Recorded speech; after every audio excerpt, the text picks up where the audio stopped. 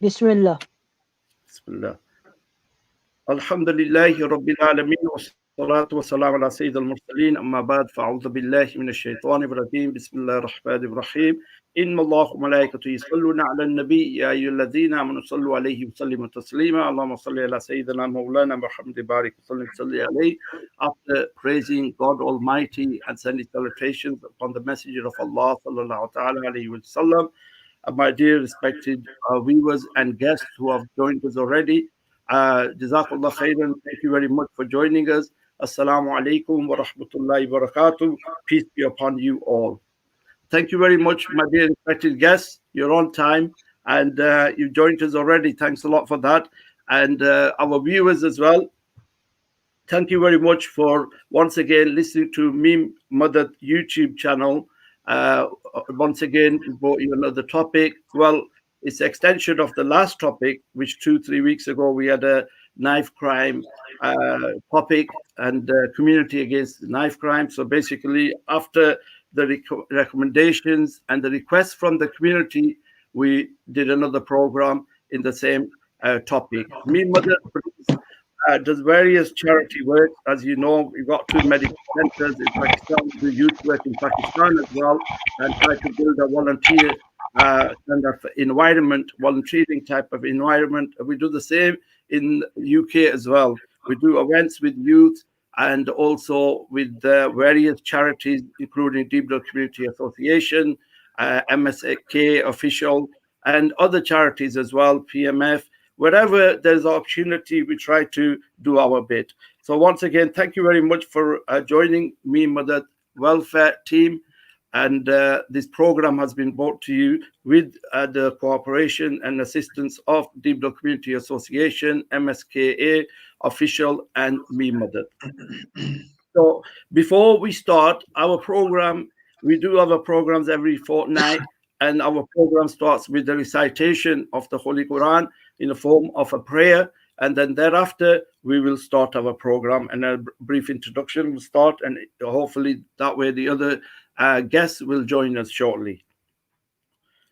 Bismillah ar-Rahman. Alhamdulillahi Rabbil Alameen Ar-Rahman Ar-Rahim Alhamdulillahi Rabbil Alameen Ar-Rahman Ar-Rahim مالك يوم الدين إياك نعبد وإياك نستعين اهدنا الصراط المستقيم صراط الذين أنعمت عليهم غير المغضوب عليهم ولا الضالين. Ameen. Translation of this first chapter, the first chapter of the Holy Quran, which is titled as Surah Al-Fatiha, which means the opening. Translation goes that all praise is for God Almighty, the Lord of all the worlds.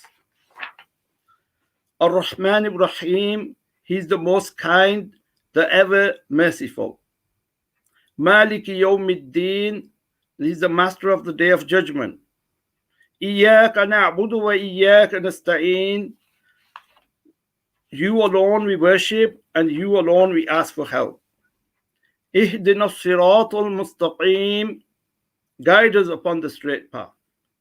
Siratal ladhina an'amta alayhim, The path of those whom you have favored. Ghayril maghdubi alayhim waladdallin, Ameen. Not of those who have earned your anger or gone astray. So I've chosen this first verse of the first chapter of the Holy Quran, which is titled as the victory or the opening. And why I chose this, the foremost, that we are praising God Almighty, and then thereafter it highlights the most beautiful qualities of God. Ar-Rahman Ar-Rahim, the most kind and the ever merciful. Now, recently I was listening to our brother Byron on a talk, and he was highlighting that it seems that mercy, and it was another scholar as well on the same talk, and it's highlighting passion, compassion has basically has gone to a low level. It's to a level where it's low, and we need to reach out and bring the compassion and mercy from everyone. And that's the message of the Holy Quran here as well, that God is the most merciful and the most gracious. And all faiths will promote this idea of God. And even if those who do not follow a faith, they believe that it is a quality of mankind to have mercy and have compassionate. Then, Master of Day of Judgment, obviously, those who believe in God and the faith, then they know that they have to be accountable. And if you feel, even if you don't believe in a religion, even if you believe in whatever you want to believe in just humanity, there is always some kind of accountability we have to give, not just to our parents or our community, but to ourselves as well. And then here that we say that we alone ask you, worship you, and we alone ask you for help. That is also highlighted that at some point, Byron, again, I've taken this from your Twitter, that again, that, you know, at some point of life, everyone needs help. Doesn't matter what background you come from. And we seek God for his help. And we seek each other amongst the humanity to help each other. And of course, we worship God Almighty alone. And then this is the most important part, which I feel we are trying to all achieve. The ihdina sirat al-mustaqim, that guide us upon the straight path. That we're asking God Almighty to guide us on the straight path. And sirat al-ladina anamta alayhim, the path of those who have earned your favor. And that's telling us the importance of good company. If we have good company, then hopefully we will be guided on the straight path. And we seek protection from bad company. Not those who earned your anger or have gone astray. So this was like a form of prayer that we always open our program with, a form of prayer, and to seek blessings. So I know, Byron, you know, the Arabic side, you always translate it anyway, but if you look at it, it gives a good message. So that's why I thought I'll start with this. Thereafter, once again, I thank you all to join our event. Today's event is not about speeches. Today's event is about a discussion. We had speeches last time. We had many speeches in various other programs as well. But now we want to basically talk a discussion and see what is the solution for this crime. That's why we titled it, you know, community talk. Stop knife crime, a community talk. And that's why we got local community members who have joined us, and various youth workers, voluntary charity organizers, and a respected scholar will be joining us as well. And so basically, it's like a discussion amongst all walk of life. So as Byron had joined us at the start, and let me just quickly introduce Byron. Byron Hayton is basically the founder of the JJ Effect, and he tragically lost his beloved brother, John Joe, a few years back in a knife crime. And it was a tremendous and evil act of knife crime that shook any death will shake the community, but that especially shook the community because the way it happened and the amount of injuries John Joe suffered. And basically what Biden's done is taken from that tragedy and turned it to a positive, and basically has brought some work into the community. And this is solution.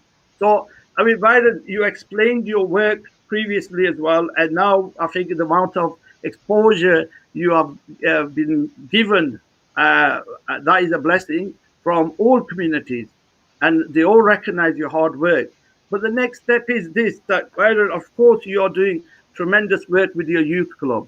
But the question here was asked that do you still feel there is a more need, and is your youth club full to the capacity that now you need to look elsewhere, or others need to join to open up more youth clubs or youth activities? So that's the first question to yourself, Byron.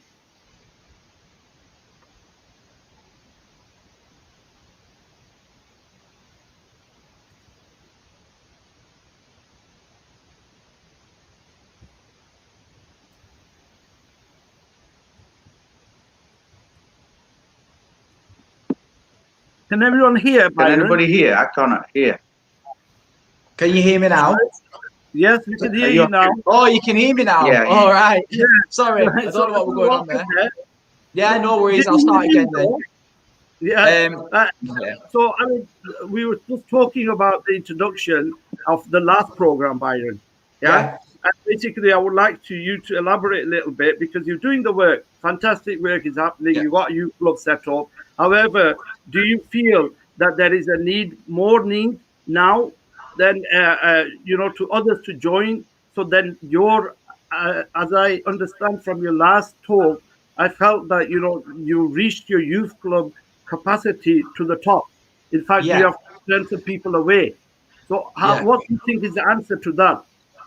Well, I've said this since day one. I've been doing this a while now, and Yes, then it's people who I've worked with, like like people who or I used to look up to, who have told me that I need to dream bigger, and that's just the way I've been, running the JJ effect. Is dream big.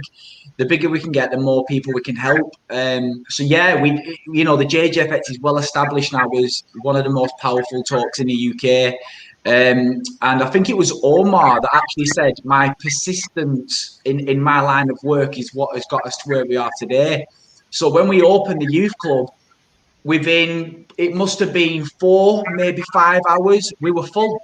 That's how quick people was asking me to help and support their families and their young ones. So yeah, we are at capacity, but at the end of the day, is my goal is to dream big, and I've said this and I've said it time and time again for a long time, that I will be running. I give everyone my word. I will be running Preston's biggest, most successful youth club, and we're going to show people around the country how it should be done. Preston is going to set the standards, and I'm not going to stop until I reach that goal. But I'm not going to get there with the current space that I have. I'm not going to get there funding it by myself. Everything in the youth club so far has been donated or has come out of my pocket. I've got members of staff that are ready to work. We're all, we're firing on all cylinders. We're ready to help as many people as possible. But the dream is to have a much bigger setting for the JJF Youth Club, so we can take on countless amounts of new people. I think the next step is I'm in talks at the moment with the amazing Omar, and we're going to see what we can come up with, because I am just one person, and I seem to be doing 20 things at a time now. I'm working 7 days a week to try and help as many people as possible. But to get to that next level, I think things like this, and now everyone's starting to take note of my work. I see no reason why we can't get more people in, make it a 7 days a week thing. It never shuts. We've got to dream big. And I think Preston is going to, I think this year, even with COVID-19, is going to be a big year for change in child protection in Preston. That's great to hear. Now, there's a question for all the councillors here. We've got respected councillor Hafiz Ismail Box, and also respected councillor Siraz Natta, and respected councillor Zafar Copeland.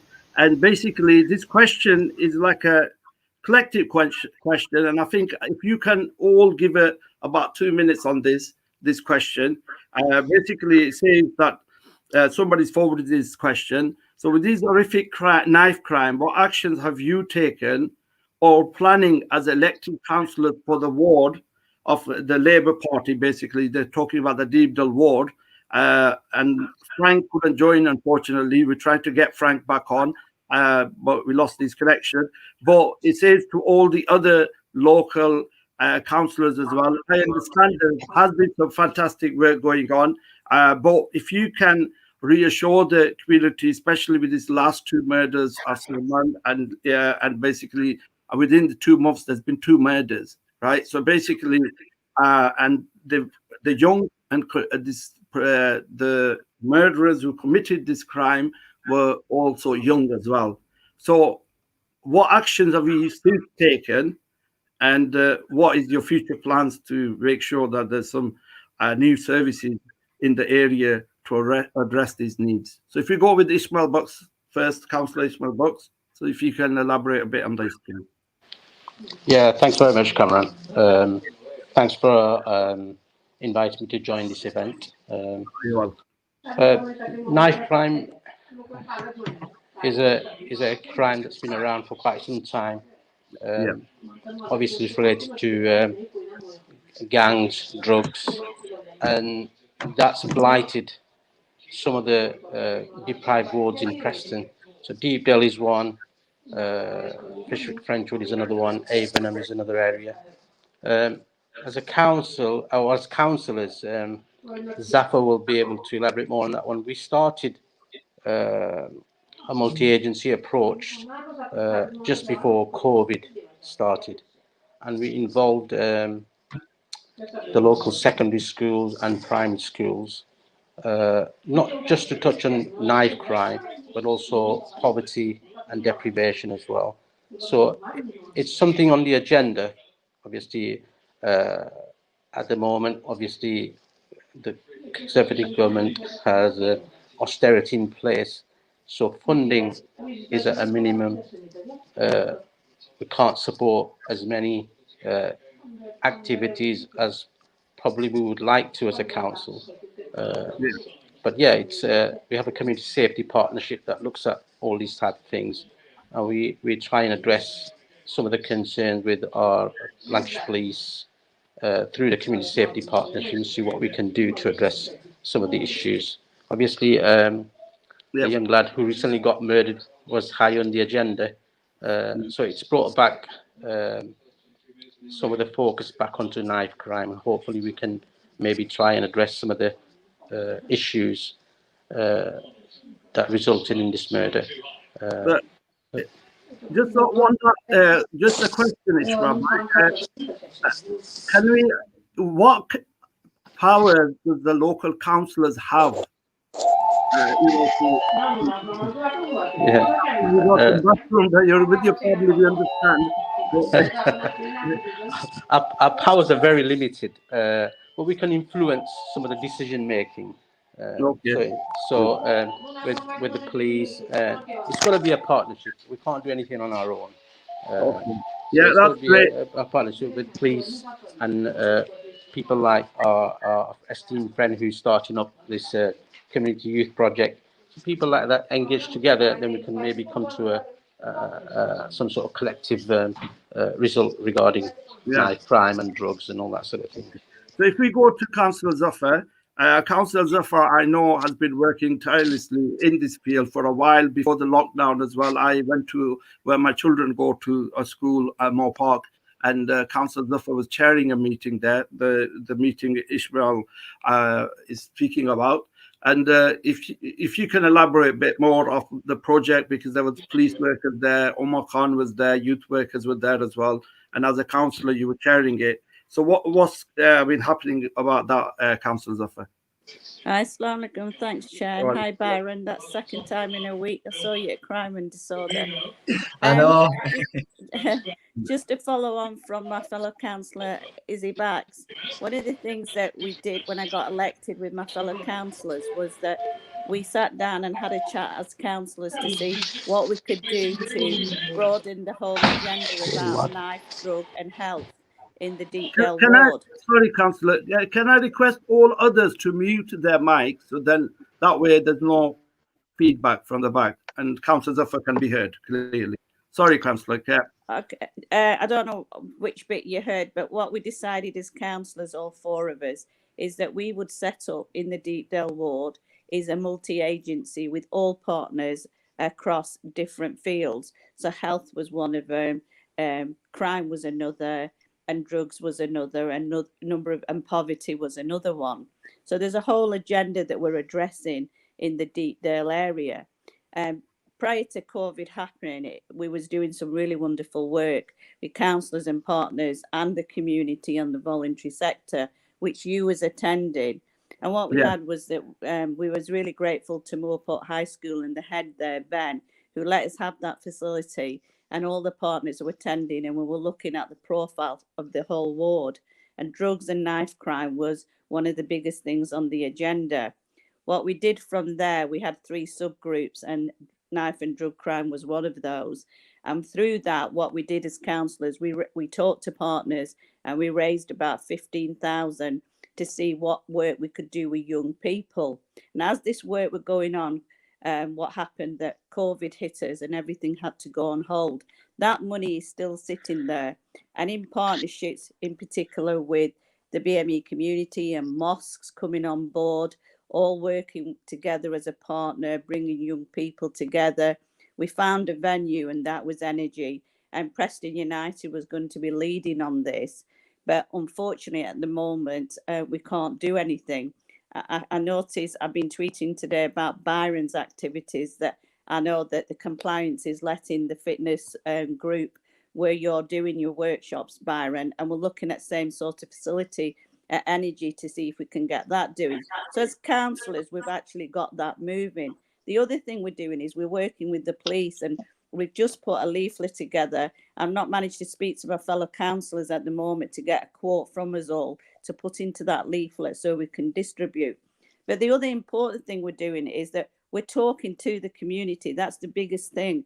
I mean, the advantage of my fellow male councillors is they're in the mosque and they're talking to the wider community. So we're at that stage. We're grassroots, working in partnership, and we're raising funds to be able to work with young people. Thank you, Chair. Thank you very much for that, Councillor Zafar. Is that Sergeant Gemma with us?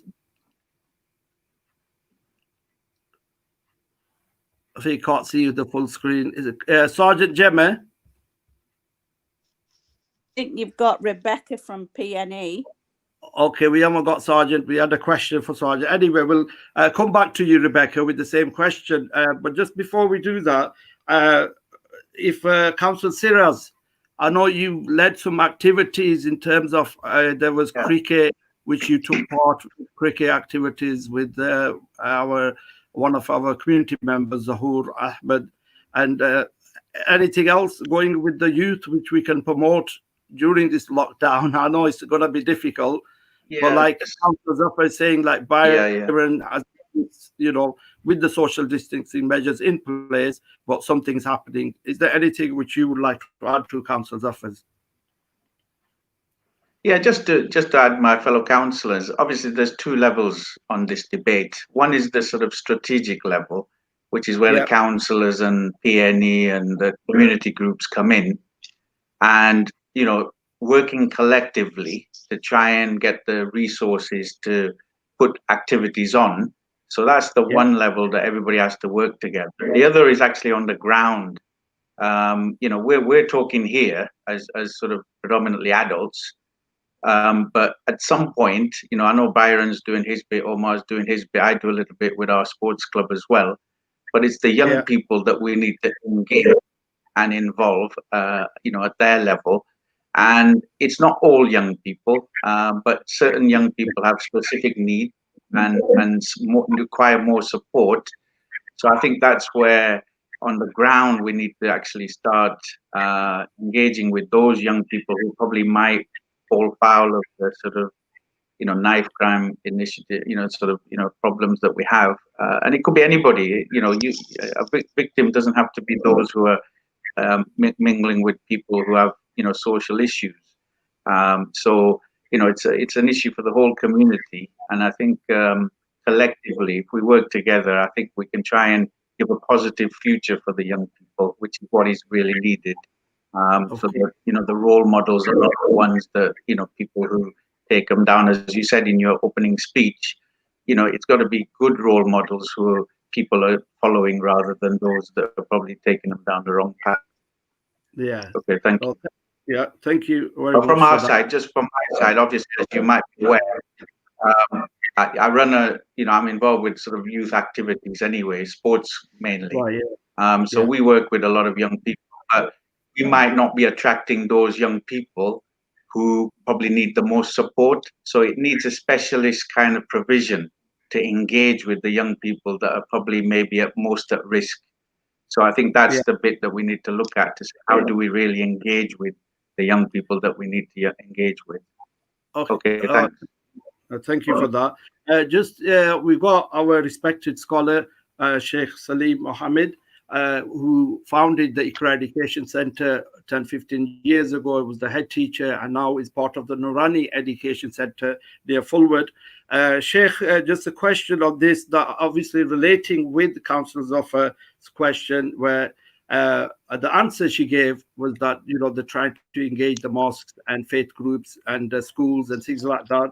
So basically, as we understand, there are many scholars, Islamic centers and the faith groups in general trying to do the work. However, do you feel sufficient work is being done by all mosques to educate all children, youth, women, especially on this knife, drugs and gang crime, etc.? This is from a sister. So basically, this lady is a bit concerned that the message is not going out from the mosque to the ladies. What do you say to that, Sheikh? I think in general, more needs to be done. Absolutely agree with that. No one can turn around and say we are doing enough, because there's a lot more to be done in every aspect. And I agree with the sister that there has to be more sisters being involved as well from all the mosques to basically lead and run with that part of the community. But in general, we must all take our responsibilities and play our part in this, because ultimately it will affect us all. So the mosque isn't just a place of worship. Of course it is primarily, but it's also a massive center of the community. And children, youngsters, teenagers need to feel a place of belonging. And if they feel that place of belonging in places such as mosques or organizations like that, then we will be able to have an influence on them, certainly. Yeah, so just on that as well, Sheikh, as you know, the crime is worsening, the time is changing, and basically in this modern day, and with the time changing and the crime and the challenges we are facing, is the mosque or Islam itself, is it helping and is it moving with the right time? What does Islam?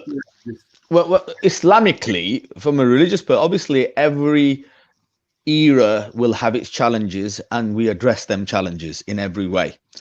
It's how that particular community is dealing with it and ensuring that the right representatives are part of that organization. So what we don't want is just a certain part of the community representing that masjid, that mosque, or that community. Has to be every part, and it has to be even people, especially people who have potentially been involved previously and want to make a change. And don't judge them, make them involved, because they will have a massive part. I remember many years ago, we started dealing with drug problems, right? I felt that we were quite late on the scene, and I fear that we're not late again. I fear that we're not going to be late again. We have to proactively take a stance on this as soon as we possibly can. And so going back to the question, are they doing enough? I think my answer would be they need to do more. Definitely. Thank you very much for that, Sheikh. Just going to Rebecca, who is from PNE. She's the head of the community trust, the community part of PNE, basically, and the Community Education Foundation. She's the head of that. And she has just started work in Deepdale with Deepdale Community Association, where she already got 5 families from Deepdale, Romanian background, Pakistani, Gujarati background, and then got other 5 families from different areas, from white background, Polish professionals, and she's got them together. And there's a weekly meeting happening on Zoom, where she's helping to help their needs, especially the children's needs. And these people need help. and generally some have mental health issue as well. So she's got a wide group of people, and she started this project as soon as she came into Preston, originally from Rebecca, thank you very much for joining us. So the question is this, Rebecca, that PNE has had a big presence in the community at the football club. However, what are they offering in their community as to the education trust capacity which you are heading? What is the PNE offering to the local community? And another question that goes with there, somebody else said that the PNE has a big presence with this big stadium, and basically we see loads of parking spaces being taken on every monthly. Unfortunately, due to COVID, that's not the case anymore. But that's been part of us as me, somebody from Deepdale, all my life. I've seen that growing up. Somebody asked that. Other than that, I've not even seen the inside of what the community work goes on. So, Rebecca, what are you doing at the PNE, and what are your future vision for that? Hiya, I'm conscious that my camera's flickering, so I don't know if you guys can hear me properly. I hope it's coming through okay. Yeah, I'm Rebecca. I'm head of community engagement, not head of community before my boss thinks I've stolen his job overnight. Obviously, I work for the community department, and just thank you for having me here. It's nice to be able to represent the community department. We've done a number of things. As Councillor said, unfortunately, coronavirus has meant that we can't do as much as what we would have been doing previously, but we've tried to keep going in terms of the face-to-face stuff with the targeted groups and the vulnerable groups, and keep that going. So, for example, over NCS Autumn, our National Citizen Service Programme, we had Byron in, and he managed to deliver face-to-face to over 215 young people with his talk and kind of target the knife crime stuff. During that, we were very, very lucky to get quite a few groups from the business studies from Preston's College, which meant that a lot of the group were, I think it was about 90% of the group were from the BAME community. An awful lot of them were from Deepdale, which meant that we were targeting that group whilst we were doing that work. I think it's very difficult for a football club that naturally, unfortunately, has 80-85% population white British of people who turn up to the games. That's not something that I advocate. That's not something that I think should be the case, and that's something that I'm hoping we're going to work towards, and we're going to be able to target. Unfortunately, coronavirus is meaning that that's not something we can do at the moment. I've spent quite a few months previously with yourselves, with Omar, with Irfan, trying to discuss Deepdale and what Preston North End brings to the community. And unfortunately, for the past few months, all I've found is the negative aspect, the rubbish, the car park, the fans gathering, and we've got so much more to give than that. We're doing so much more work, and maybe that's our fault for not pushing that out in the right places and not having those conversations in the right places. But that's what I'm hoping, myself being in position, will be able to do. We're making great leaps and bounds over the past few months, like you mentioned, with the Communities United programme and the different families that we're working with. I've been discussing with different people in the community around what we can do around Ramadan, how we can help celebrate that, how we can replicate what we do with the Christmas Helping Hampers campaign, how we can ensure that happens, so that we're saying Eid Mubarak to everyone who's celebrating. So I'm hoping that we are doing the right things. I know myself and Omar and Byron have been having conversations around what can we do targeted work with 15 young people over the next couple of weeks, that we're keeping that ball rolling, particularly after the Sarmad incident, and just making sure that I want to be present, we want to be present, and unfortunately in the past that hasn't necessarily been the case, but fingers crossed moving forward it does start to be the case, and hopefully that is something that we do moving forward.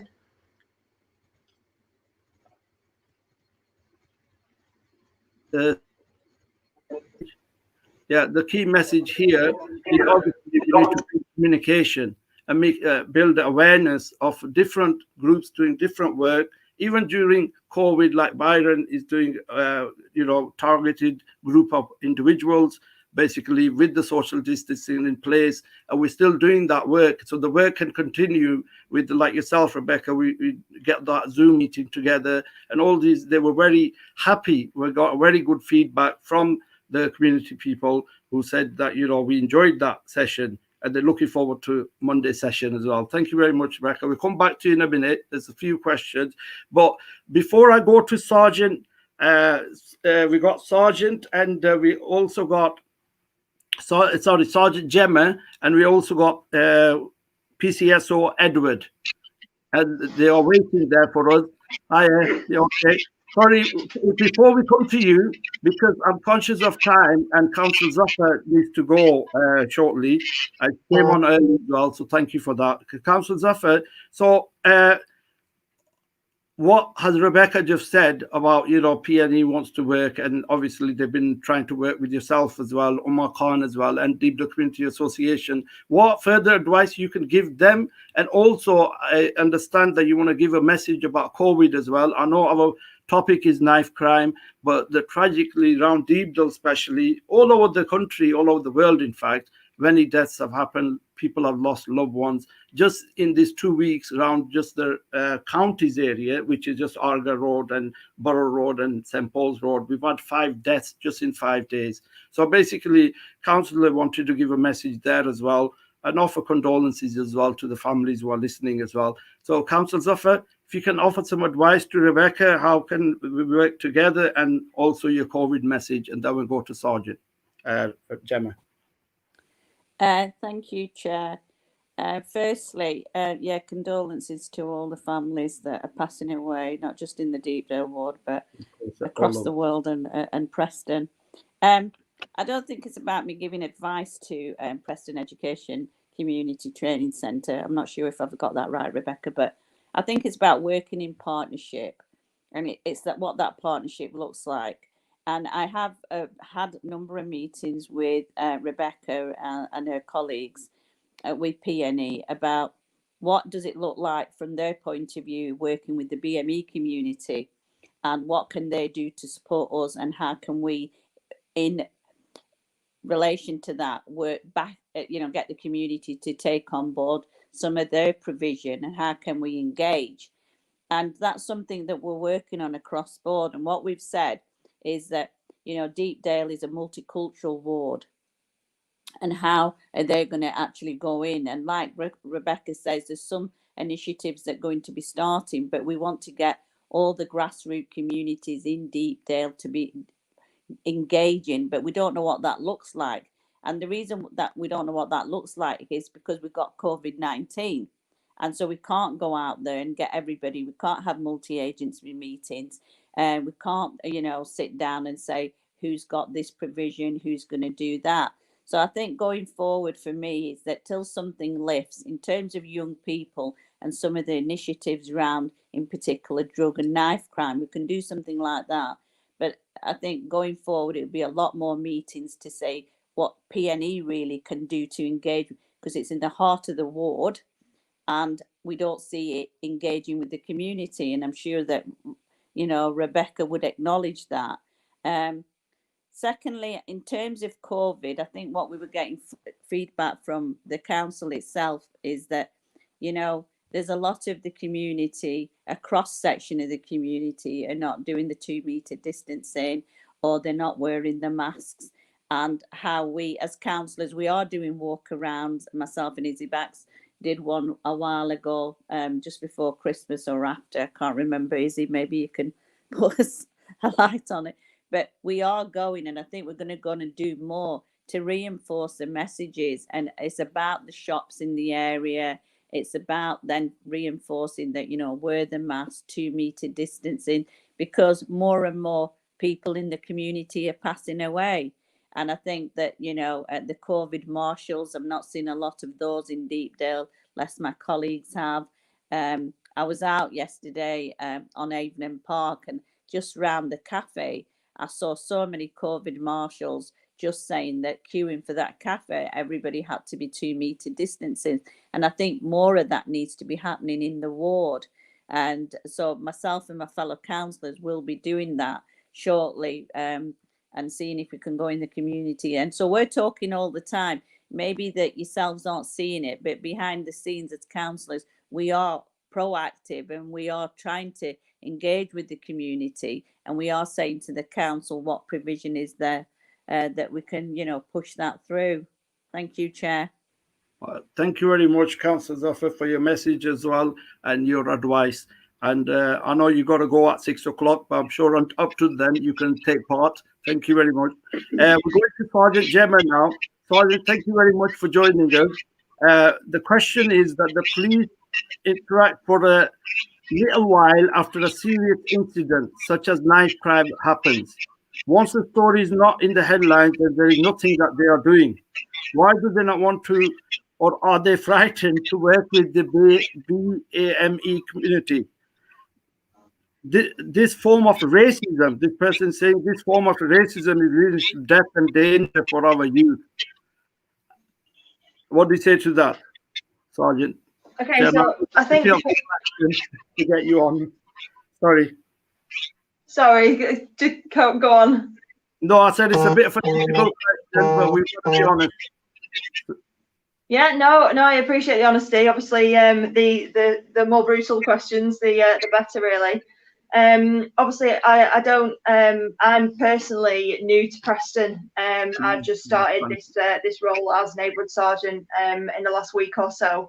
I'm actually from East Lancashire, so I've generally worked over there. So I'm learning all the responses kind of Preston-wise in terms of responses to police and things like that. This is a new community to me, so I'm really looking forward to getting to know everyone. In terms of responding to the question, to be honest, we have got a lot of new processes in place to deal with the public and to kind of respond to these incidents, and that involves a lot of education ourselves, educating officers in kind of dealing with knife crime and the effects of that on the community, especially with the BAME community. So we are working to improve ourselves constantly in terms of that. We've got projects going on with schools, and education in the local area. So officers are being trained in knife crime, responding to knife crime, and delivering that in schools, so we can really get this from a young age and get this education about knife crime and try and keep reducing the number of knife crime in the local area. So just really trying to engage with everyone in terms of that. So it doesn't appear to be such a short-term response, which is obviously what this question is saying, that it seems like we respond for a short while and then kind of stop. That really isn't the case. There's a lot of things going on behind the scenes that people just don't particularly see, and that is the educating officers. We've got a lot of neighbourhood officers going on some training over the next couple of weeks to do with knife crime, and then they can attend schools and deliver that themselves. So we have a really personal interaction with young communities and really get in touch with them. Thank you for that. But just on that question, so you don't feel that there is racism which is affecting this work? It's just the work is happening, but it's not in the picture as much as we would like to see. So you don't feel that there's racism, obstructing this work? I definitely don't think that comes from a place of racism, not at all. Obviously the work is ongoing behind the scenes, and that's to do with the training and things like that. But I definitely don't think it's from a place of racism. We obviously, Preston's a very diverse area. There's a lot of very diverse communities. Yeah, thank you for that. Just on that note, what is the police plans, long-term, short plans, to work with the youth of Preston, to engage with them? The question is from Saj, and it's basically, what are your plans to engage with the youth of Preston? So I originally come from the firearms department. I'm currently just kind of in a temporary role as a neighbourhood sergeant, but my supervision, my sergeant himself, he's come up with a project that's called Choose Life, Not the Knife. He's basically delivering this project throughout schools across Lancashire, not just in Preston. So that's been over the last 12-18 months or so. That's been really coming into effect, and that is the training that I was mentioning that neighbourhood officers are receiving, so we can really get into local schools. They can meet their local officers. The young people in our communities can meet their local officers and get to know them, and they deliver this education in terms of knife crime, because obviously a lot of the work we do is around enforcement and not education, and that's something that we're really trying to change. We do the engagement via social media as well. We have our op-edge operation, which is ongoing, and that's the results from that. They get posted on Preston Police's social media. So just really trying to engage with people about the work that we are doing, and then continue with this training and the Choose Life training that's going to be going out in schools. That will be continuing for the foreseeable. And that's obviously why it's being cascaded down. It was, I've delivered that a couple of times in schools with my sergeant, and that is now being, as I say, rolled out to neighbourhood police, so we can go into schools and deliver this training and really engage with the young people. So we got PCSO Edward there. Thank you for that, Sergeant. Just PCSO Edward, obviously you're on the ground. Basically you walked with us. Thank you for that many times around the Deeble Community Association area, in the Canaries areas. I've been basically, do you not feel that as just you as the Deeble PCSO, and Deeble being a big area, as you explained to us, it covers all the retail park and Larches and all sorts. It goes further. So Larches, Brookfield and stuff. So do you think that's sufficient for yourself to cover? I mean, it's not just myself that covers the area. There is one other PCSO as well. But as well as that, you've got your CBMs that cover the area, and then you've got the CBM. Sorry. Community Beat Manager. So a police officer that also covers the area. But then you've got PCSOs that cover the areas as a wider space. So whether they're there all the time, they're probably not, but they can cover it, when I'm not in or Stacey's not in, who's the other PCSO. So even though Deepdale is a bigger ward, I would say, with the help of different people in the community, it's a good one to get a grips with and to be a part of, because there's so many different people like yourself, and you've got Byron and whatnot, that you can all be a part of the community in a decent way. We've actually we've got the community beat manager for the area, Lisa McGaffin. She's here at the moment. So hello everyone. She's just popped in to say hi. Obviously there is more than Eddie covering that area. So Lisa's here as well, just to show her face. So yeah, there are more than just Eddie wandering the streets. We all do our bit to chip in. That's great. Moving on with that question, Byron, obviously you set up your youth club, I think, within 14 days. And I know a lot of groundwork had been done, but within 14 days, you opened a youth club, which is great. The challenges you faced, what were the challenges? And did you get enough support from the councillors and from the police as well? It was 13 days actually. But challenges, if I'm totally honest with you, pretty much none. As I said to you, if for the people that have met me in person and seen my presentation, I do 20 things that every day I've got 4, 5, 6 little like jobs that lead off onto another job every single day. I've been working all day today as well. So there was no challenges in that because I believe in my work. I feel I didn't get much help though. We had a TV donated from the general public, a couple of little things but literally it was just me, blood, sweat and tears in there, building the walls, making sure we had all the right relevant safety features, lockers, showers, making sure everything was working, setting it up and getting the kids. And I did that with no support, to be fair. So I'm hoping, very, very soon with talks with Omar and all the team at PNE that, with the support. I mean, I said this to Omar myself. I said, if I can do this in 13 days, imagine what I can do with funding and people backing me. And he totally agreed. So that's great stuff there. But what do you say to that councillor and the other councillors that obviously Byron feels that, he didn't get enough support? Maybe he didn't ask, but the thing is, what is the support which you can give Byron now? You just said about there was some funding sitting. Will that help to open another youth club? Can it help to open a youth club? Councillor Zafar, we've only got a few minutes to move, so. Yeah, thanks, Chair. The money that we as councillors raised, that's a particular project that we're going to be doing for young people. But I mean, like I said before to the question, it's all about partnership, and the work that Byron's doing absolutely fantastic. And it's about pulling together, isn't it, those resources.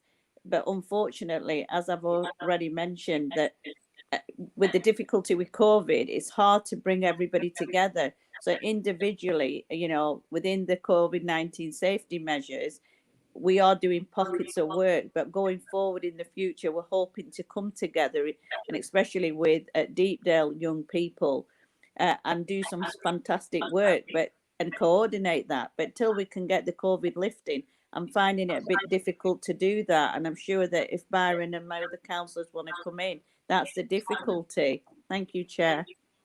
I will say in that though that they didn't not help me. I work with Alison Hatton. I've met this wonderful woman only twice now, and she's amazing. And I do believe the help is going to be there. I mean, the JJ effect is known widely, if I'm honest, in Manchester and across the UK. It's just only sadly since the death of the last person that lost his life that everyone's really. Because I've been there all along, everyone's now starting to take note. So I do believe that, as I said before, that 2021 is going to be a big year for child protection in Preston, and working with PNE, Omar already. We aren't even meeting yet. Don't forget, like I should have said, you know, we're not taking steps now. We're taking bounds. So big things are going to be coming. Yeah, and I feel like the support now is going to be there. Oh, definitely. Yeah, we hope you're right, and I'm sure the work which is happening behind the scenes will happen. There's a question here. Can I just add, Cameron, can I just add? I don't want to make a political point, but I think one of the issues that is problematic is the decimation of the youth service within the county council. We used to have a lot of youth clubs, youth workers, and obviously there's austerity and finance problems and all sorts of things. But if people want to invest, people will invest money. And, you know, I remember growing up, we had youth clubs at the corners where we lived. Now I can't even name you one, probably. You know, maybe the other people can name me some. And it's reliant on voluntary and, you know, people to actually try and do things. And that shouldn't be the case, really. We should have professional support from the county council, from the council as well.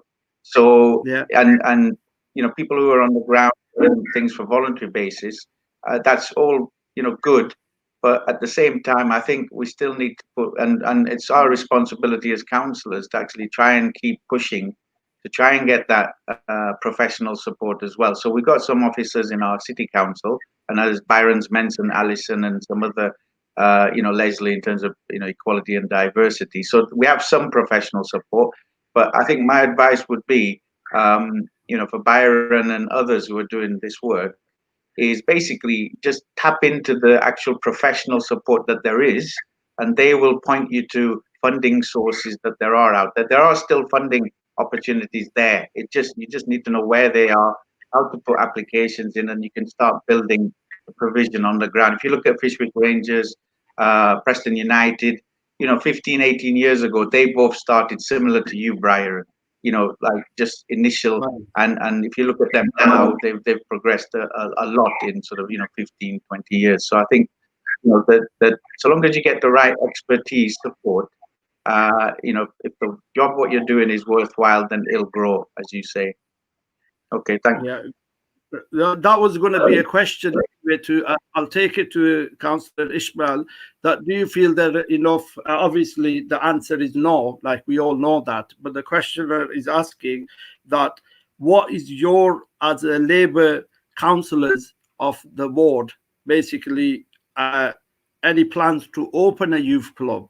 Or you know, support a youth club. I know Councillor Zuff has highlighted what the background work is being done, but I mean, if Byron, like he's saying, he can open a youth club, and obviously he's got professionals behind him who support him, like youth workers, and you have to have that. So what can you offer to the community that, you know, to support a youth club? If just say tomorrow there was somebody wanted to open a youth club in a community building, how would he help, or how can he help? Councillor Ismail. That would be a $64 million question, Cameron. Right. As my councillors rightly pointed out to you before, austerity has decimated a lot of the youth provision and community provision from the council's budgets. So councils are at the moment tied with funding, and we have difficulty running our leisure centres. So never mind opening up new community centres, we're trying to get some way to run our own leisure centres and provide some sort of facility for the community to benefit from. So whilst I support Byron's initiative, how much support as a council we can offer obviously depends on how much there is in the pot. And unfortunately at the moment, there isn't that much. And that is the truth. No, yeah, can I come in on there? I agree with what you're saying. Like Zafar pointed out before, we can only do this through a partnership approach. So everybody dipping into the pot with their own little stuff, and then together maybe we can make it work. Okay. Sorry, Byron. I would just say that. Byron, can I just say? Oh yeah, go on. Yeah. I've got to leave, but thank you very much. Thank you. Thank you. You're welcome. Thanks, Zafar. Yeah, so like I get what you're saying. For a youth club to be successful, I want to imitate in Preston, like the likes of what they've got. Is it in Blackburn where they've got the extremely large youth zone? If any of you have been there before, it's exactly what I want to replicate, but on a bigger scale, so to speak. I mean, for example, if I just put this out there, you know, when we did our first price up to get a youth club like that in Preston, it was like 160 to 190,000 pounds, and that was with the building or not included. I mean, that the building's already there, ready to go. So the funds that we need to have something on that scale to help as many people as possible, even that's a scary number. And you know, unless we start doing bigger things like that, we're going to struggle. Just to come back on that, Cameron.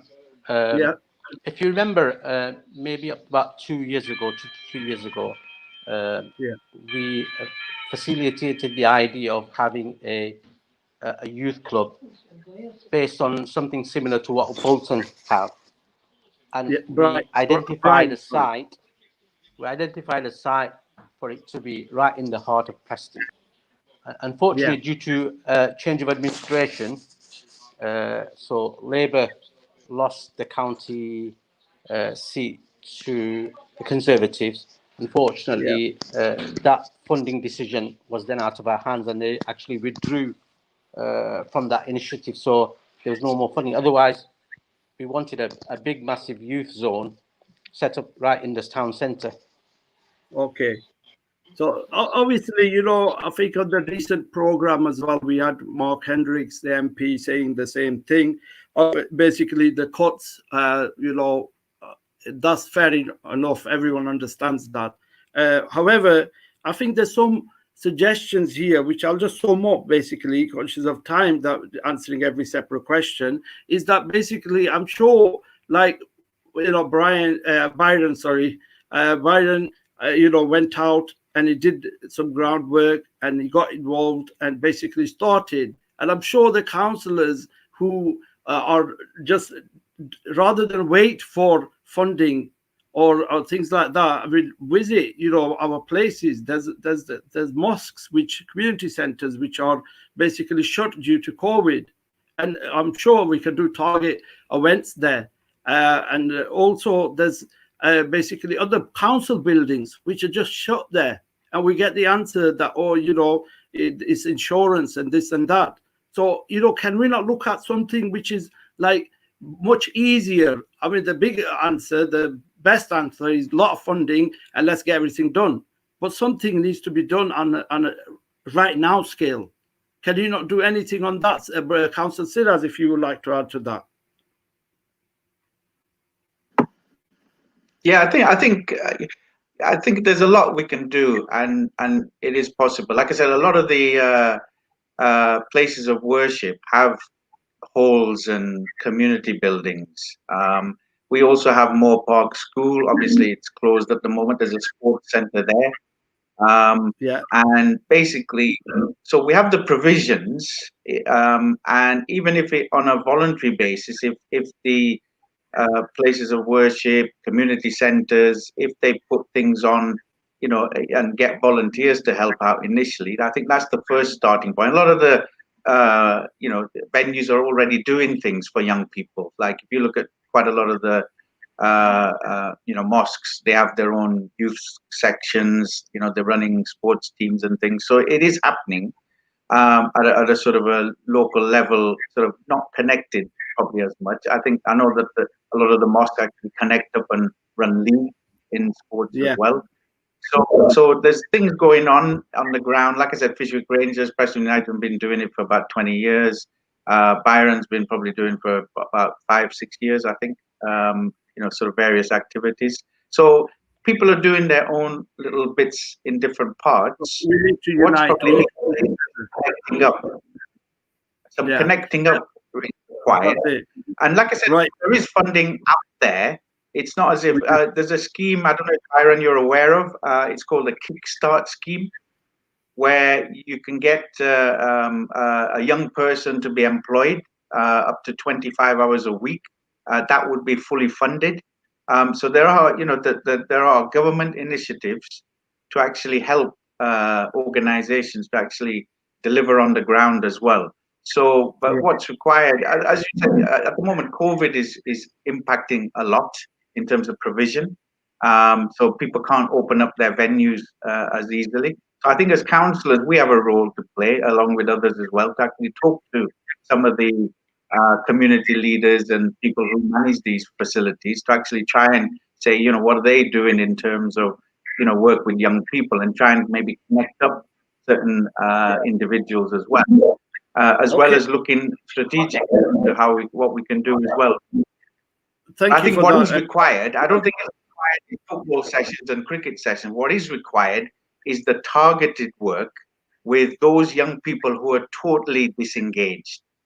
That's the work I think that is required in the coming months and years. On all fronts, Councillor Silas, and thank you for that. But I'm going to go to Sheikh Salim on this one, especially Sheikh. You know, as you've been in the community, you've taught children Islam, and you know, you've done community events as well. You've taken part. You know, back in the days, as you can remember, Iqra, you used to lead in the anti-terrorism, working with the police, things like that. I mean, do you feel the mosques are getting that support from the police and the councillors? And are the mosques tapping into that? You know, is that partnership being built, or there is a need for this? I think there is a need for it. I agree. And I think that I think it's both parties, if you can call it parties, both parties' responsibility to ensure that we get a common ground and work together. If you think about it, I've not seen many joint held events in mosques that address this. And going back to, I think what Councillor Siraj said, it's those people who have disengaged. Yeah. You know, I think we need to really reach out to them some way or another. And it needs to be done as a joint venture to make sure that they feel included. And sometimes these people, there are, you know, certainly certain events that happen at mosque, or certain days, for example, Eid is one of them, you know, and certain programs need to be held specially for that. I do think there is more work need to be done, yes. Yes, and there's another question for you, Sheikh, and it's for everyone really, that basically our respected sister from Deepdale said, how do you propose to work with parents, especially the number of Pakistanis and obviously sisters put Pakistani, but meaning in general, single moms who don't have a link with the mosque. Basically, obviously, in our mosque is generally the male who visit the mosque. Yeah. How do they connect to the ladies? I think what needs to happen, and absolutely critical, which I don't believe is happening, or is not happening as much as it should be, is women forming representation in the mosques. Yeah, you're right. Because generally males go to the mosque, the committees consist of men. Yeah. And that's about it, to be honest with you. So I think the mosque is part of the whole community, and generally what tends to happen is women programs are held, again, probably organized by men. Yeah. Rather than having sufficient representation by women, for women, children, and for everybody. Not just necessarily just for women, for even for what they feel needs to happen. And I think we need to really step up here as a community and organizations. I remember listening to one of the lawyers that was representing the prosecution in the Rochdale grooming case, and he said that I remember his words. He said that there needs to be where 30% have to be women, at least part of the community, part of the committee, part of the management committee role. And I think that we at ICRA, if you remember, Brother Kamran, we insisted on that. That's right. Yeah. And it was very, very, very successful, because it wasn't that we allowed, and I don't like to use that word, that we allowed the women to have their programs. I think it's wrong. It has to be that we worked, and they have as much say of what they feel needs to be done. And what the sisters said is that I would like to see more sisters challenging the committees and saying, I actually want a seat on that management board. Yeah, and want to lead. And yes. That is what's needed. Obviously, the teaching of Islam is that the first school of teaching is the mother. So basically, if the mother is active, then hopefully, basically, we can form a good partnership. I would say that the mothers are active. Yeah, yes, meaning let them it's be allowed. active. Yeah, no, I understand. I'm just, and I would say the mothers are very active, very supportive in this. But it's a matter of sometimes they feel that they would have to ruffle the feathers to be able to get what I believe is also their right. Of course, and definitely. That's where it needs to change. I think this is the same thing, Rebecca. Obviously, what Byron said about the youth facilities, or of course our councillor Siraz said about the youth facilities as well, that there are facilities there, and one of the biggest facilities is PNE, which personally there's no football matches happening. I know there's training happening. I heard the manager won't let no one walk on the grounds of PNE, because damaging the pitch. I understand all that, but what do you feel what can you offer? I mean, Byron's got indoor gym and facility which is using as a youth club. Just say they wanted to have a game of football, or wanted an open ground. At the moment, we don't have that. The best youth club in Preston. It's a start, and we'll get there. But what can you offer from your side as PNE? I think in terms of offering the building, we're stuck between a bit of a rock and a hard place with coronavirus. We can work with 15 young people going off the National Youth Agency guidance, regardless of whether we're in a 555 square foot building or whether we're in a little room. And I think the difficulty for us, people see this big, amazing building and think we've got all this space and all these facilities, but in actual fact, that's the football club. It's got banqueting suites and it's got bars and things like that, but we haven't got a jungle gym and a 3G pitch in there. If we had, we'd be using it ourselves, but we actually utilize, we've used SmartFit with Byron, we've utilized Play Football, we've utilize different areas ourselves, and we're actually coming up with the same issues as the community. We've got groups of young people that access our provision continuously through coronavirus because they're part of the vulnerable targeted group, and unfortunately we're having to find different ways to work with them ourselves. In an ideal world, in 6, 12, however many months and however more lockdowns we've got to go, I would love nothing more than to open the doors of Deepdale and ensure that it's utilised. I've had discussions with yourself, with Irfan, with Omar about how we can use the building as a positive. Get the community groups to meet there, get the meetings that you guys are already having be hosted from the football club to build those relationships and build those links. But in terms of the building itself, I think maybe it is a thing that we need to get people on a tour so they can see what we've got, because we actually use external providers and facilities ourselves. Just in terms of what we're doing, there are so many conversations that are going on in the background at the moment. Again, Omar, Byron, Alice and Hatton were part of different meetings for the Community Safety Partnership. I genuinely, I'm not from Preston, but I am proud of Preston, and I think you should always be proud of the place that you work in and take huge ownership over it. And I think for the first time, I really feel like we're getting somewhere. And like Byron said, we're not taking steps, we're taking leaps and bounds. We are the furthest as a community group we have ever been. Practitioners are engaged, people who are on the ground, who are seeing things firsthand, are saying, I have had enough, this is it now. We have got to do something about this before somebody else loses their life, is part of an attack, becomes a murderer themselves because they've had enough. And, we're moving so far forward at such a pace, but it's just unfortunate that these conversations are taking so much longer because it isn't as easy as what it used to be. Can we use that? Can we utilise the gym? Can we use the room at Heartbeat? Can we use that cafe? It's taking time to get the risk assessments in place and to do things that would usually, like Byron said, 13-day turnaround. It's taking us a little bit longer because the conversations are taking longer to get the places that we need to get. I just think from a community aspect, we really are trying, and we're coming up against 1,000,001 brick walls in terms of coronavirus, but we are adamant that this is the time that we make a change. We're not going to stop until knife crime stops, and we're not going to just stop what we're doing. We're really trying, and I think I personally feel, and I hope that the people kind of around the table and around the board agree, that we are sticking together, and the more that we stick together, the more we're likely to access funding, the more we're likely to access provisions, the more we're likely to access buildings.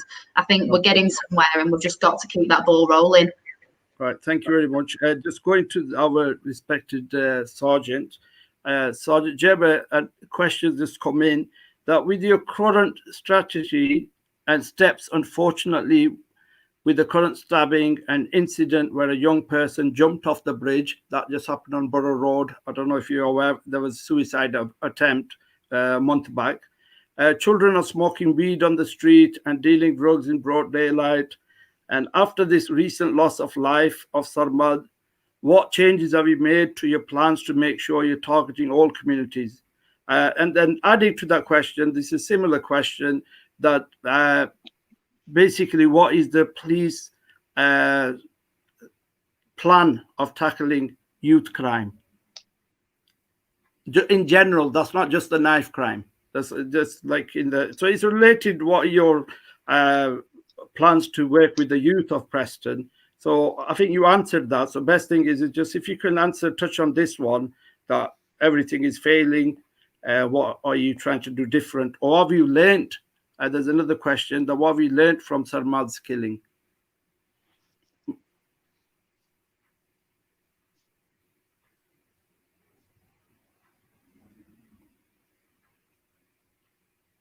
Can you hear me, Sergeant? I think you need to unmute it. Hello. Can you hear me? Hi. Sorry, I think we were muted then. Yeah, we heard the question. Yeah, sorry, go on. Yeah. I'm Lisa. I'm the local community officer for the area, so I'm probably a little bit more best placed to answer that question. Yeah, obviously, there's quite a lot of information in that, and you've covered a lot of points and different crimes in it. So it's a bit hard to kind of answer it very specifically. As I've explained before, I've had many conversations with Zafar about this. We work obviously on a threat and risk basis, and we have to prioritise certain areas of crime and antisocial behaviour based on the types of calls we get in and the amount of calls we get in. And you know, without batting it all the way back, sometimes we have found and faced barriers that people don't always report it to us, and therefore we're not always aware of the incident. And the advice we always give to people is they have to be reporting this to us. If there's a problem with, you know, kids smoking weed on the street, we need to know about it, because if we don't know about it, we can't act upon it, and we can't put resources into certain areas that where it's needed, and these are the problems that people are facing day to day, but we are sometimes unaware of them. So that kind of is to answer that side of things. To be honest, I've forgotten the other parts of the question. Yeah, no, you're right. Obviously, obviously the local issues that we have, like Lisa said, a key message would be speak to us. People often have an idea that we like to kind of ignore what's going on and deal with other things that are going on. But if we have an idea that these things are taking place, we've got our local officers that can come and help and engage with the community. We do have our response officers that might deal with an incident and then move on to the next incident, but that's because that's their job. They are immediate response officers. They respond to emergency incidents or other kind of incidents, but they don't cover a specific area. They might be tasked to kind of Preston as a whole. So they are very much at the beck and call of their radio to deal with incidents, and they will go to the more serious or the more kind of ongoing incidents and deal with that before moving on. And then the longer incidents, the kind of the things that take place over a longer period of time, will fall to our neighbourhood officers in this department to really kind of get the teeth into and engage with the community and look at ways that we can help and ways that we can tackle what's going on. And that's why we have operations such as Op-Edge, which is obviously in relation to knife crime, edge weapons. We have officers coming in specifically to target that, which has a lot of benefits. We've seen a lot of results from that. As I said, they go out to the public so they can really see what we're doing. The op sector as well, the knife bins that we've got out in the community. We can only respond to what we're told about, and that is a huge thing. We need that give and take. We need to know about the incidents to be able to put things in place to deal with it and to help. It's kind of it needs to be that two-way conversation that we have with the public. That's how we work, basically. Yeah. I mean, a question to our respected PCSO Edward. Edward, question here that we be told all the time. We've just been told again to tell the police, report to the police, but we're told as well that police do be out and about, like the PCSO. But this lady is asking, Fazila, she's asking. Unfortunately, in the last few months, I've not seen any police officer on a PCSO around her community anywhere from Deansville. Yes, she missed you. I mean, it is possible that they've not seen me. I mean, I can honestly say I'm out and about in Deepdale every single time I'm on shift. Right. Whether that's I go around the birds, whether it's around to go around Home Slack or near the counties, I am out and about every single day. I'm on shift. Obviously, I can't be everywhere at once for everyone to notice me, but I'm always there in and around the area. And I think it links into what Sergeant and Lisa have said. Where I spend my time is where people tell us we're needed to go. So if we're told that there's a certain area that's having certain activities, that's where I'll spend most of my time and my patrols. So, I mean, I don't know where this lady's lives, but it may be the case that where they live, there's not particularly many issues or issues that are being reported to us. Whereas if we're being told that there's a lot of issues, somewhere else, that's where I'm more likely to spend my time, because that's where demand calls for. Can I just add something to the back of that? Sorry. I've only been here since September last year, so not very long, and it was only ever going to be a temporary basis. And it's the only area, Deepdale's the only area in Preston that has an allocated officer to itself. I'm actually meant to cover the whole of the north, but I was told to focus more attention on Deepdale itself. And I think going forward from this, and I've had these conversations with Zafra as well, we need to identify key members of the community and give them a very realistic view of what the police can and can't do, and call them, I think it's community champions was the idea that we came up with. And give people an understanding and kind of manage the expectation as well. So these people can then go back to obviously their smaller relevant areas or however it's set up and actually explain, because we also have to manage the expectation of people. We can't be everywhere at once. It's me and Eddie are on this team on our own, covering Deepdale. There are other people that do cover that area, but on, you know, our particular shift, it's myself and Eddie. And like I said, I do have to cover all of the north, but actually Deepdale has had 90% of my attention for the last 4 or 5 months. And people don't always see me every single day, and they don't see Eddie every single day, but I can vouch for the fact that Eddie is out and about every single day. Well, we can vouch for Eddie. We've been with them, but obviously the question is, you know, the person hasn't. So I mean, Omar Khan just texted. He's been having problems with the communication getting onto this program. But Omar, can you hear us? We can't see you, but can you hear us now? Yeah, I've been listening for the last hour and a half. Okay.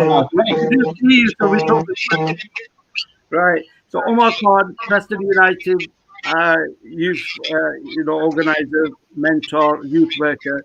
So you've been listening, Omar. If you want to come in and talk about the youth work and the need of youth work, extra youth work, what's your plans? Well, I just want to say, behind the scenes, there's a lot going on, and you know, before the police leave and Brother Salim leaves, anybody knows that we've been doing this long. He are very fortunate to have his 2 young boys come to me at a young age, and when you mentor young people from a young age, they develop a relationship, and that's what we need to do. I'm very happy to hear that behind the scenes there's a lot of stuff going on. You know, over the last 2 weeks alone, it's accelerated at such a pace, but we're under these COVID restrictions. We are still out there on the streets. JJ has still taken a knife off someone after the death of this young man. Yes. Now, this is something that we do. We just get on with it in our daily lives. Me, Rebecca, we only had a meeting on Thursday. I went to see Byron on Thursday. We're just desperately trying to get together so we can get things moving. It's targeted. One of the councillors mentioned something about targeted. These 15 boys from Deepdale are targeted young men that we're talking to. And out of the 15, 10 are from Muslim homes. So we are being very targeted at them. We're working very hard, and I think Byron's the same as me. We don't want to criminalize young people.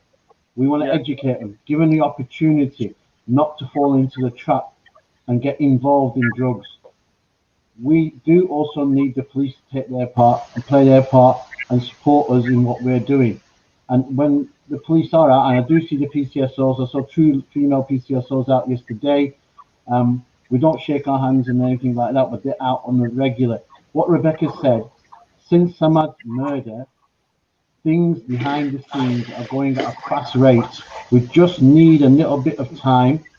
And if we can get more females, especially the mothers who are speaking about, me and Rebecca came up with a plan about Ramadan is about 80 days away. She's going to be out in the community, being out talking to mothers a lot more. Her agenda is not P&E. Don't just see her as P&E. We're trying to hopefully get her as an advocate for young people and get into these communities. And if, like Salim Bey's offered, you've offered, I know Quwwatul Islam has offered, Jamia has offered, for us to go in and speak to the mums and talk to the mums about getting the message across. It is very, very important. I know Byron, we are setting up groups that will be coming to visit Byron at his place, where the mothers will be getting a speech of what Byron does. So there is a lot going on, Cameron, behind the scenes. On the other side, we are currently looking with the NYA, that's the National Youth Association, to train up. Their aim is to train up 10,000 community-led youth workers stroke mentors. I want to make sure that at least in Preston that we have a minimum of 100. If all the mosques work together, we can have dedicated youth workers in the mosques who are not there to do the daily routine of the mosque, but are there to talk to young people and connect with the young people. That funding is, we're talking to funders at the moment to bring that funding into Preston. It all went to Manchester, but we've been told that from April that we'll have access to that money. I'll be speaking to Byron. We already spoke to PNE about how we can work closely where their coaches can become youth workers. And there is a lot happening behind the scenes. We just need a little bit more patience. I know that I'm not a councillor, so I don't after any votes. That's not me. What I am saying, there's a lot of things happening. This young man's murder has accelerated, and his murder is not going to be gone. You know, forget it. We can't say there's not going to be another one. We just cannot say that. Yes. We will try our best. Thank you there, Omar. Just for Councillor Zafar, I know your colleagues have left us. Councillor Jazakallah, thank you for staying with us. I know everyone gave that time. I mean, it's Sunday, and Man United and Liverpool are playing, which I didn't know before I arranged this event. So sorry about that if you're supporters. Siraz, there's a question here that I think it's a bit harsh one, but bear with me. It's saying that why is it our councillors and MPs always saying that it's the other party's fault and it's all about, you know, cuts, and they're not taking responsibility basically, and what are they planning to do? But obviously from this program, the questioner would ask, you must have learned that a lot is going on, and Councillor Siraz has highlighted that. So this is a respected elder, and he said, you know, we feel guilty of giving you the vote. Sorry, can I just put in, we've got a job to go to, so do you mind if we leave at this point, please? No, as I said. Yeah. It's Thank you soon. Yeah, it's been a pleasure. Thank you. Thanks so much for the invite. See you later. Everyone. Bye. Bye. Yeah, sorry, Siraz.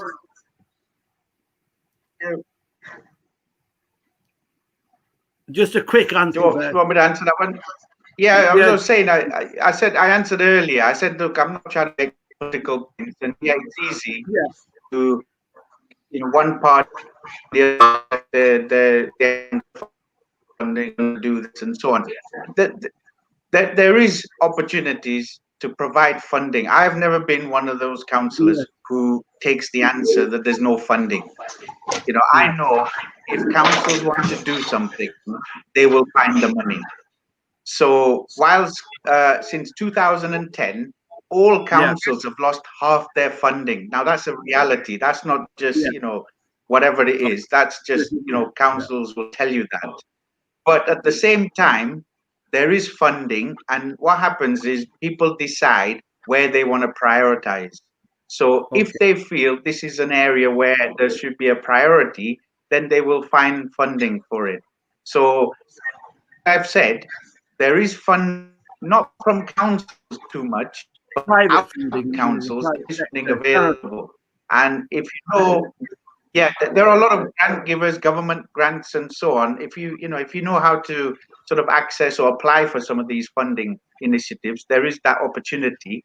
What the councils need to do and can do more is just provide that support. And what I'm pleased to hear today is that, you know, PNE and Preston United, Byron, you know, everybody's working, and Salimbai, and, you know, everybody's working together a bit more, which is actually a lot more helpful as well, because you're not duplicating what people are doing.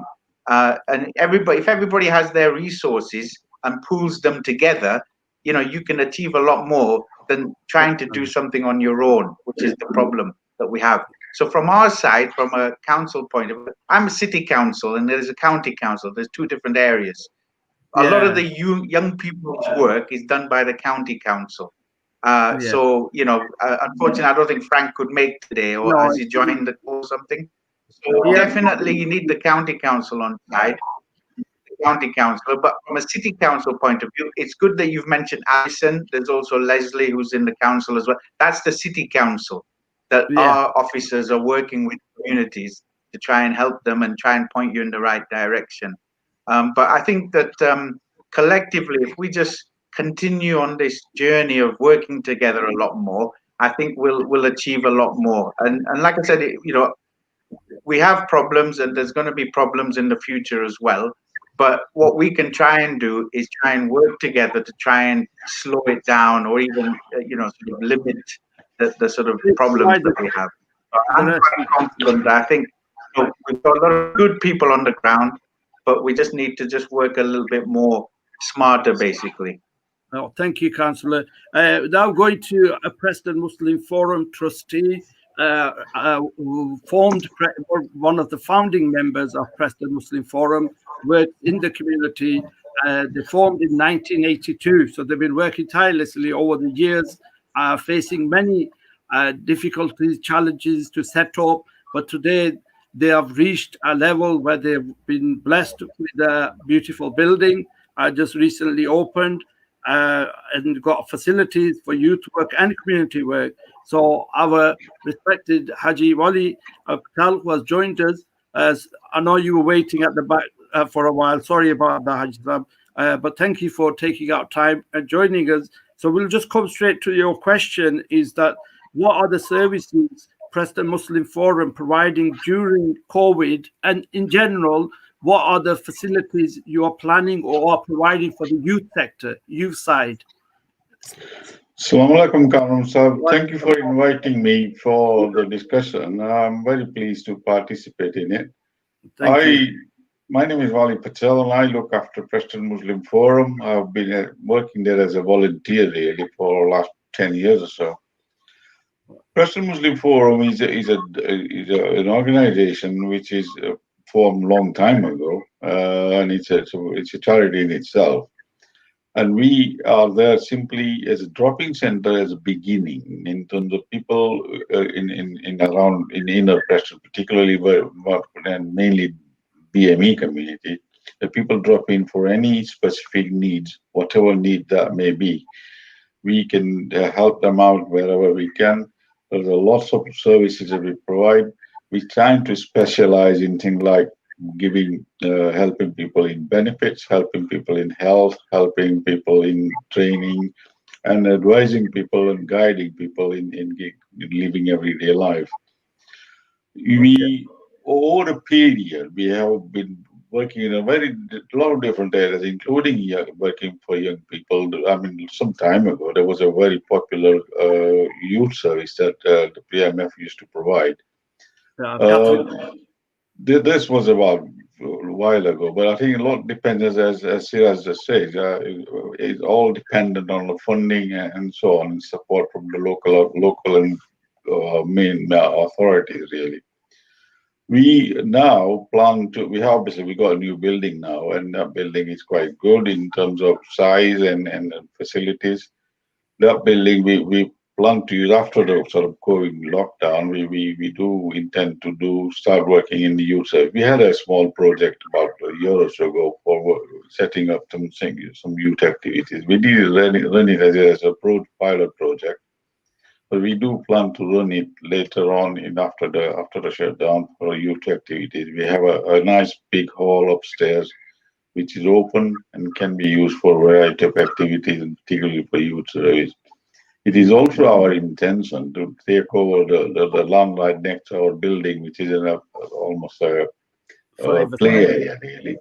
And that play area can be developed into working for, five-a-side football or any of those kind of things. So this is something we hope to achieve in near future. We have a fair bit of plan for it as well. So I think in terms of helping particularly young people, because obviously today's discussion is more targeted for young people, we have a lot of ambitions and a lot of plans and a lot of sort of intention to help our young people so that they don't get involved in any antisocial activities and so on. So we are obviously open for that suggestion. We have some funding as well to make some start on it.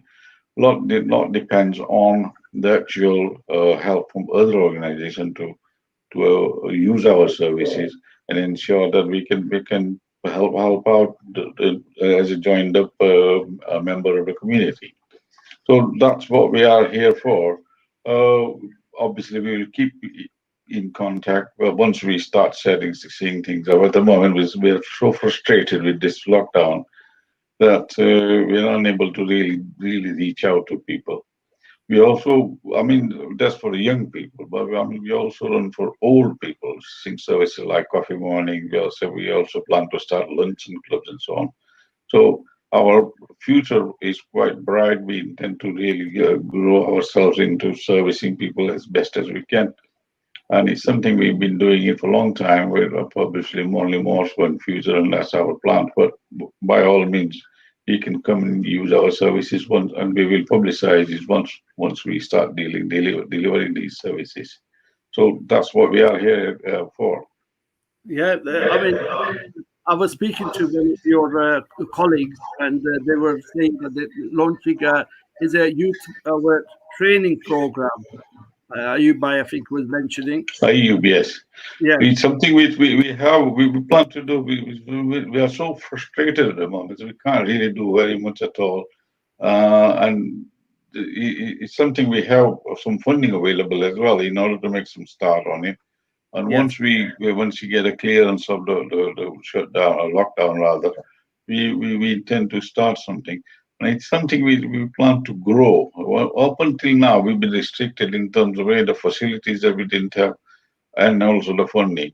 Now, it's like a chicken and egg situation. You don't have funding, you don't have facility, you can't start one without the other and so on. But at the moment the facilities is there, we will obviously try and raise funding, and hopefully we'll grow that way. It is our plan and intention. We need support from everybody, including all the other organizations and people within the communities.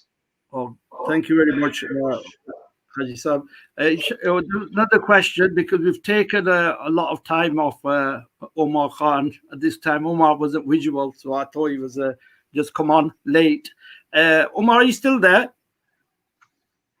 I think Byron, you might be able to just answer this question.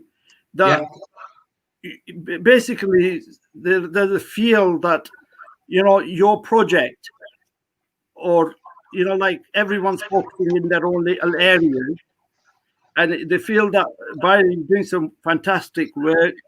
And with your youth club, I can understand that your services are exhausted. You can't offer it to everyone, but it seems in your videos and everything like that mainly who are accessing your services are the white community. Have you had any barriers to basically, or is there any barriers which you feel that it's quite hard to interact with the Asian youth or the black youth or different communities like the Kurdish, because that's a big community which has moved to Preston, Romanian? This is what the person is asking, that all youth workers, are they working with this group as well, like the minority in Preston? No, well, again, like the screening process that I went through lasted, I wasn't joking when I said it, around 4 to 4, maybe 5 hours, something like that, and we was fully booked. We've got 2 young children from the Deepdale community and from the mosque community that come still to this day. They're loving it. We even provide them with specific tailor-made meals when we have the healthy option or the treat that they get on a Saturday. So we cater for them. I just truly believe that obviously there's an imbalance. For example, we've got no females now. We're all predominantly males, but one of our trainers is a female. I think the issue is it was just because the resources I put out to the community, and within 4 or 5 hours there was none left.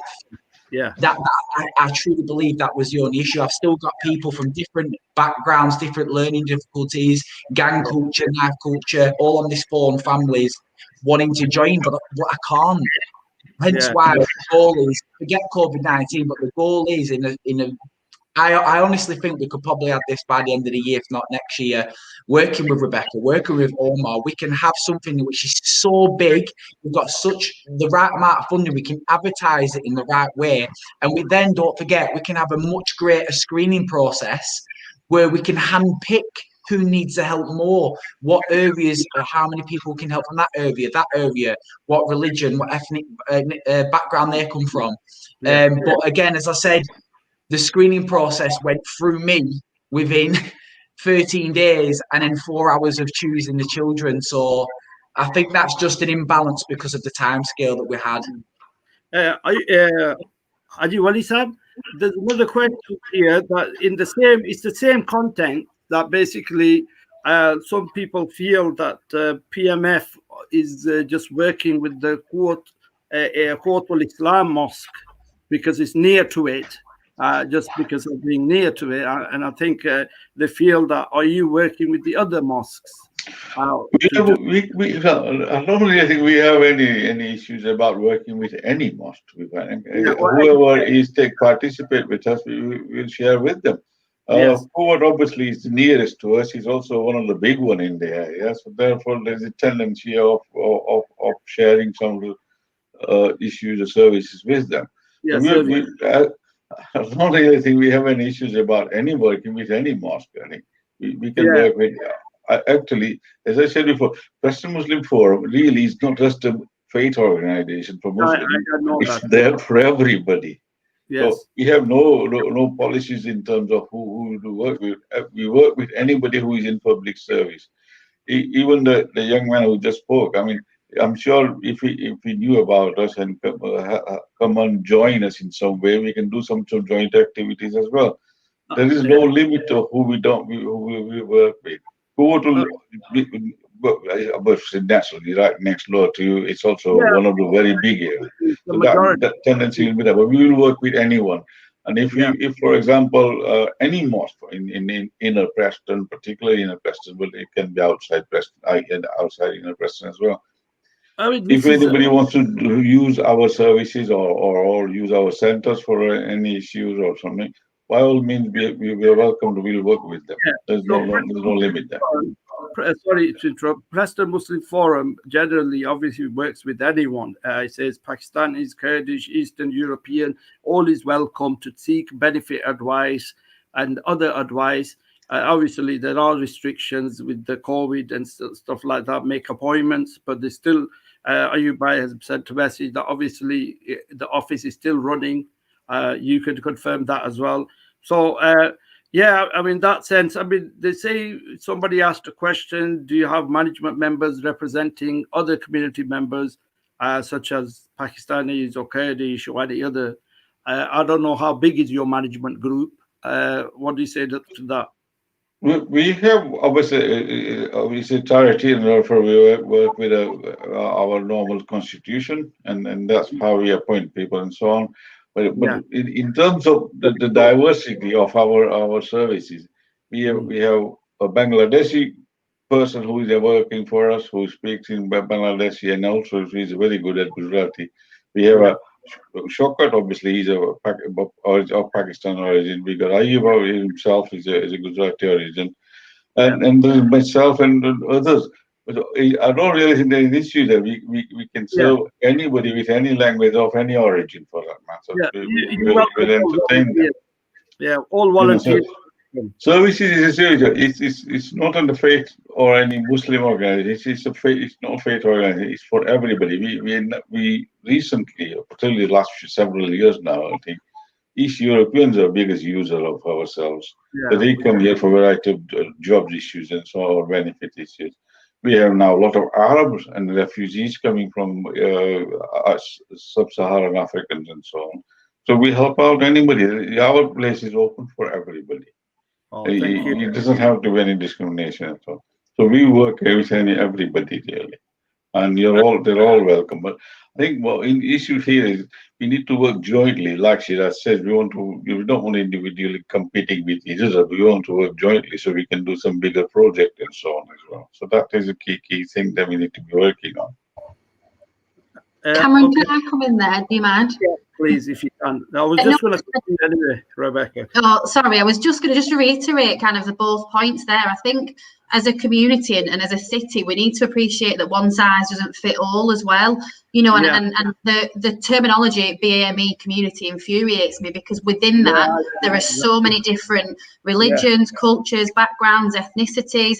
And I think, you know, the Pakistani community have got different to what the Indian community have got going on. The Bangladeshi community is struggling with different things than the African community, the Jamaican community. You know, there are all these different, you know, even within the white British community, there are so many different things that are probably going on in Plungington that aren't going on in Deepdale. And one size does not fit all. And as a community organisation that's trying to cater for everything and try and take on everything, and, you know, sometimes take on the world a little bit too much, everything has so much more planning underneath it. So when Byron came in to do one of my talks that was with a predominantly business studies class, so it was 90% BAME, Pakistani background, and within that, I had to do an awful lot more risk assessing than what I necessarily would have done for your average white British group. And when, you know, we're currently working with the Romanian family, as you mentioned, and our kind of aim is to work with more of the Romanian families within Deepdale. If Byron was to come in and speak to those, you know, we're working with a translator and interpreter. So we would need to ensure that Byron can then come in for the interpreter to repeat everything that is being said. And again, that goes for the Polish community and any kind of Eastern European group. And I just think it's just worth remembering that one size does not fit all. We could have a group of 10 Muslim young men, and every single one of them have something different that is bothering them at that moment in time, and something different that is affecting their life. And, you know, it may be that they're not going to mosque, it may be that they're going to mosque too much and they're not getting a chance to do something else. There's so much going on, and everything that we do, and, you know, to reiterate, Byron, Omar, Irfan, yourself, Cameron, everything that we're doing as a community is we're trying to shape it so that the community benefits as much as it can from it. So sometimes it, you know, it may look like we're taking a step back or that we're taking a little bit longer, but it is in order to ensure that everything that we are delivering is at utmost quality. Everything that we're delivering is going to get the outcomes that we've set up. And, you know, there's no better way of putting it, that, you know, one size does not fit all, particularly in a city that is as diverse and dynamic as Preston. Yeah, I think the thing here is where we fit in as an organization is this. Well, ordinary people, particularly inner Preston, which I have experienced, or BME community particularly, or somebody who's coming from abroad, it doesn't have to be BME community in terms of East Europe and so on. What tends to happen, that they themselves find very difficult to communicate and familiarize themselves with the services provided by mainstream authorities like town hall or county hall or health service and so on. Where we fit in, they come in because some women have come to us and say, well, what they can talk, they're able to talk to their milkman, for example, but they can't talk to a town hall officer in front of a desk. And when they're asking some technical, serious question, they can't communicate. This is where we all fit in. They come in here, and at least we facilitate their communication and help them out and guide them what to do, where to go, or how to communicate, and what information to provide, and so on. This is where it's more we are best at our services. When people, say for example, we went here and somebody wanted to fill a form, which is a benefit form, which may take up to 2 hours. They will struggle to go into a town hall or a local authorities office and so on, and try and go through that process, because this is an issue of communication. And this is where we all fit in. And this is why we are most needed in that sort of situation. Otherwise, people will miss out the services and what they're entitled to. And this is why we should really encourage these sort of organizations in order to be able to really help people out. Yeah, so I mean, PMF does work with you know, single mothers and other you know, basically vulnerable groups of people. Exactly. Yeah. Yes, and you know, it's so PNE. I know PNE's even before Rebecca joined PNE, they were working with you know, Moore Park and other schools. Basically, before the lockdown, I was in a few meetings where. You know, the police was reassuring the community that we're doing spot checks in Moore Park, and they've taken knives off the, you know, the park, you know, which was stashed by children or youth or whatever, basically, and then in the alleyways are surrounding Fulwood School and things like that. So obviously everyone is doing the work, but I think what communities getting a lot of frustration. All communities, whether they're Asian, white, black, whatever community you're from, everyone's getting a bit frustrated because I think the information doesn't get to them, and that's the problem. And this is why what we've suggested to Umar and to other service providers like Ayub, Preston Muslim Forum, and Byron, to do a contact sheet, contact information sheet. So where you can get this information, like somebody saying, how can I join Byron's waiting list, for example? How can I find out about Rebecca's, basically football, walking football? I know before the lockdown, I don't know if you were aware, I think this was before your time, Rebecca, they were doing walking football for elders, and they can play football walking and stuff like that. So there were activities, for ladies as well, and I think some you led as well. So, everyone is doing something, and this is the message going out today to all our listeners, that everyone is doing something. The councils are trying their best. The small organizations like Preston Muslim Forum, Byron, the JJ Effect, the PNE, all the councillors, they are all still working in the background. And the police, obviously, we are very lucky to have a police in this country, which we have. I think we have one of the best police force in the world. So they are trying their bit as well.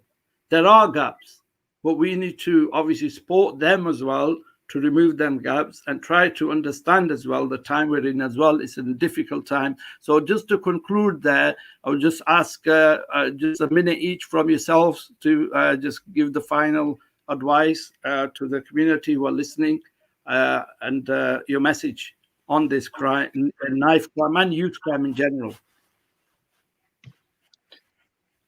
So we start with Sarah. I'll go. Yeah, I think this is really, really good. I think we have started the multi-agency dialogue, and I think what this has shown is that I think on a regular basis we all need to just come together and just have the discussion to see what everybody's doing and where probably the gaps are. So I think there's nothing worse than not talking to one another.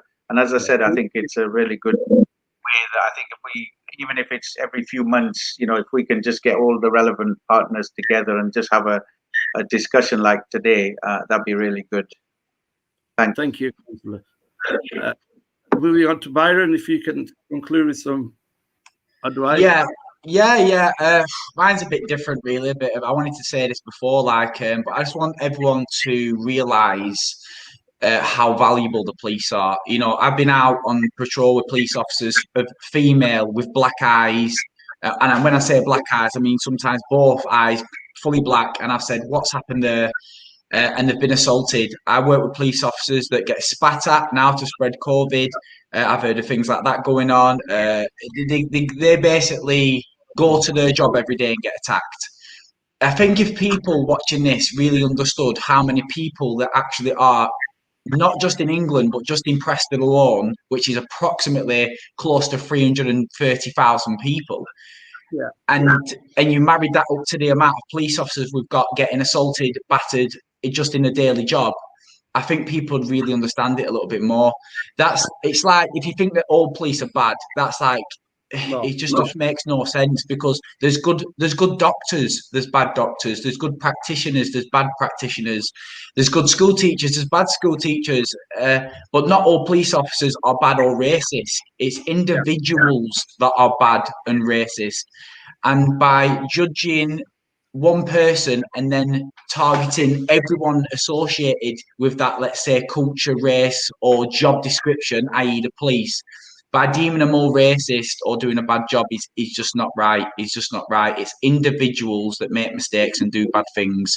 And the last thing I'll say, they are front line. Yeah, exactly. And the last thing I'll say is that as well, like I said to Omar, is that the JJ Effect is ready and available throughout any community it just takes to contact me, whether that's in mosques or anything, anytime. I'm there. I'm about protecting everyone, no matter, you know what I mean. It's about protecting everyone, not just individuals. Within weeks, Biden, I didn't know you. Within weeks, we've seen your commitment, and I think everyone wants a bit of piece of you. So get your, you'll be very busy. I wasn't joking, but I'm doing 7 days a week now. I need to either clone myself or be able to employ some more people, which I hope will be the next thing. We'll build a team together. Rebecca, would you like to add something there and concluding words? Yeah, I think I've kind of touched upon everything that I wanted to touch upon. Obviously, I'm immensely grateful to be invited to platforms such as this to be able to talk about what we're doing, but also to be part of the team. And I just think I've worked in a number of organisations, and I've done this job for a very long time at different football clubs and different venues. And I just think for the first time ever, I'm so genuinely humbled by the people who I get to share meetings with. And I just think it's telling the community, trust us, trust that we are in a position now where we can make a difference. Everyone who I sit around a table with at a meeting, the Community Safety Partnership, there's been times in the past for previous organisations where I've thought, flipping heck, here we go again. They're going to say this, and then next week it'll be a different thing. And you'll have seen yourself, Cameron, a number of organisations that come into the community, promise the world, get the money, and then disappear. Yeah, and I just think that the community need to really trust that we are a different breed this time. The people that are sat around the tables genuinely want to make a difference. We've been there, done that, got wardrobes full of T-shirts, and every single one of us has got something different to bring to the table, and a different experience. We come from all walks of life ourselves. We weren't fed with a silver spoon, and we're not people that have just kind of popped up and done this job willy-nilly. We've got the experience. We're all old school youth workers. We want our young people to be affected by the things that are happening around them. Byron's talk is so hard hitting that the majority of my young people leave in tears. Some people think, is that appropriate? I think, yes, it is. We need to be real with these young people. We need to stop patronising them, because the world is a scary place at the moment. And until we get their resilience and their lifestyle ready to reflect what is happening around them, we are going to struggle, and that's what we're intending to do. And I think it's a genuine case of watch this space, because we are working together, we're not duplicating, we're doing something so that we're all on one team. And I think it's really, really powerful, and I understand the community's frustrations, because I would feel it myself as a member of the community. But I do think when I'm looking from the other side, we are much further than we have been in a very long time. And I think this is genuinely the year that we can make a difference. Oh, definitely. And we can reassure the community that the work is carrying on, even despite the difficulties of COVID. You will see on youth work, you will see community work, and you will see, hopefully, future youth clubs as well. Finally, I come to Haji Wali. If you can just finish off with some words of advice as well. No, I think what's been said so far is quite, I agree with everything that they've said. I think, sometimes people always criticize that we're always competing with each other. We are not really competing there, but the thing is, the need is so high that we need more of us, actually, to be honest, in the community. Because we particularly the part of this country that we live in, it's a deprived area of Preston, particularly North Preston, North England. It is very weak in financially and other economic terms as well. So we have we suffer from problems. So I don't think we should be really complaining with each other. We are all competing. There's need for every one of us. So I think that's one thing. But the other thing is, as long as we work together and try and share our services to the extent and learn from each other, that's probably the best way to go forward, really. I'm sure by meeting like this today and knowing people, we'll be able to really help each other out and try and sort of avoid duplication, but at the same time, advance our services and therefore help people, everybody in that respect. The need is great at the moment and is growing. I mean, this benefit issues, certainly in the last 6 months, it's doubled from what we've been doing. And we obviously don't complain about it, but obviously there's always limited resources. Everybody suffers from that. But hopefully we will get through it. Definitely. Our future, particularly the Preston Muslim Forum future, is better than what we've ever been for the last some number of years, simply because we have now a bigger facility and our resources are such that we can meet lots of things that people need. So I'm hoping that we have a good future for servicing people, particularly young people as well, and older people with a lot of ambition, a lot of plans. By all means, come to us. If you need anything particular that we can help out, we'll do it. Everybody's welcome that way. Thank you very much for everyone. Just there was one question left, which it was for our respected scholar of Islam, Sheikh Salim, but I can just touch on it because I've had experience of teaching. I was his deputy head teacher at the Iqra Education Center with Sheikh Salim, and I've worked in the community as well. Many people know me from all backgrounds. And basically the question was that, the mothers or the parents are getting blamed all the time, and, parents need to do more. And everyone can give you an answer on that.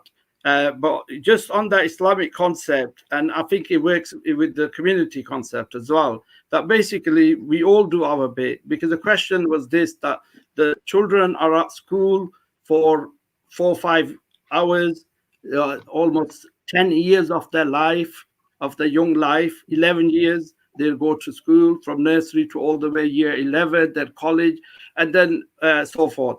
And basically then thereafter, they go to the mosque with those who are in the Muslim community from 5 to 7, the Islamic education system. So what happens is that the parent is asking that all this time is given to these organizations, educational organizations. So why is the blame come on to the parents? It's not, no one is blaming nobody. I think that's what I've taken from these talks. Everyone's talking about delivering and united together and communicating the services out there. It's not, no one's blaming the parents. Here, look, in Islam, the Holy Quran announces that save your children. Save your children from destruction. So when the scholars explain that is that say, give them good education, make them aware of what is out there, the evils out there. Like Rebecca said, that some people might say it's a bit shocking what Byron says, though that's the truth out there. So they need to be aware of that, the harms of drugs, all this. This is as parents, our duty as parents to educate them. And these schools and everything else and all the service providers who came on this platform today, they are all there as service providers to help you. So ultimately, it is the parents. No one is blaming the parents, but it's our basically duty to give them a good upbringing. However, that doesn't mean if things fail and that you are failed. No one's saying you are failed. That means that, that person, like Rebecca said, everyone's an individual, right? So everyone's got different needs. And so basically that individual's needs or sport, it needs extending. That's all it needs. So in Islam, in any community, the parents is the first and the foremost school of teaching children what's right and wrong. And then all these other schools and high schools and colleges and youth services and community services, they are all just like extra service advisors. So take that advice, expose your children to good and tell them about what's the bad out there as well, so they can counter it, and tell them where they can get help. If some child's getting abused, tell them about the NSPCA. Tell them about, if someone is having problem with drugs, if you can't come to me, go and see your school teacher or counselor in the school. So that's what the duty of a parent is in summary. So we try our best, and all these service providers are there for us. Let's utilize them. Let's support them. Let's stand with them. Ask the difficult questions. But the key thing is we do not discourage them. We do not dishearten them. And we do not say, they're all about money funding, and they're just about talk. No, if we say one life, we've done our bit. It's like the Holy Quran announces that you save one life. It's like saving humanity. It did not say about Muslim life. It said any life. Any life, you save any life, it is as if you have saved humanity. And if you have killed a life or taken a life, it is as if you have killed humanity, because feuds will happen, gang fights will happen, even wars take place between countries because of that one initial step. So let's try to refrain from that and try to help save lives and come together as a community, not just against crime, knife crime, but against all crime. So once again, thank you very much, Byron. Thanks a lot for being with us since 5 o'clock, and Councillor Zafar as well, and Rebecca. Thank you very much, Haysam, and all the guests. Pleasure as always. You're welcome. Thank you. Everyone take care. Allah Hafiz. Allah Hafiz.